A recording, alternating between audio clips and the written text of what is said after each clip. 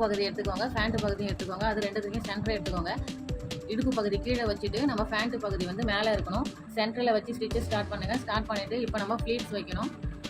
நம்ம வீ கட் போட்டோம்ல, 4 பார்ட்டாக கனெக்ட் பண்ணி வீ கட் போட்டோம்ல, ஃபஸ்ட்டு நம்ம கொஞ்சம் தூரத்துக்கு ஃப்ளீட்ஸ் வைக்கணும். அது எது வரைக்கும் வைக்கணும்னா, கொஞ்சம் தூரத்துக்கு ஃப்ளீட்ஸ் வச்சுட்டு மேல் கிளாத்து கீழ் கிளாத்து ரெண்டுமே நம்ம அந்த வீ கட் போட்டோம்ல, அது வரைக்கும் கொஞ்சம் ஃபஸ்ட்டு அந்த வீ கட் வரைக்கும் ஸ்டிச்சஸ் போடுங்க. போட்டுட்டு ஃப்ளீட்ஸ் முடிஞ்சு வீ கட் வரைக்கும் எவ்வளோ கிளாத் இருக்குது அந்த லென்த் எடுத்துங்க. எனக்கு 5.25 வருது. திரும்ப நான் அந்த வீ கட்லேருந்து 5.25 மார்க் பண்ணிவிட்டு அதுக்கப்புறம் நான் திரும்ப ஃப்ளீட்ஸ் வைக்க போகிறேன்.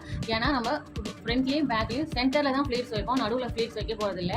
கொஞ்சம் தூரத்துக்கு சென்டரில் மட்டும்தான் வைப்போம். 4 பார்ட்டாக நம்ம மார்க் பண்ணோம்ல, 4 பார்ட்டில் ஃப்ளீட்ஸ் வர மாதிரி இருக்கும். ஃப்ளீட்ஸ் வைக்கிற மாதிரி இருக்கும். ஃபஸ்ட்டு ஃப்ளீட்ஸ் வச்சு கிளாத் வரும், கிளாத் விட்டுட்டு நம்ம அப்புறம் ஃப்ளீட்ஸ் வைப்போம். திரும்பி அந்த ஃப்ளீட்ஸ் பக்கத்துலேயே, ஏன்னா இது சென்டர், திரும்பவும் நம்ம அங்கேருந்தே ஃப்ளீட்ஸ் வைக்கணும். கொஞ்சம் தூரத்துக்கு ஃப்ளீட்ஸ் வச்சுட்டு அந்த வீ கட் ரெண்டும் சேமாக வருதான்னு செக்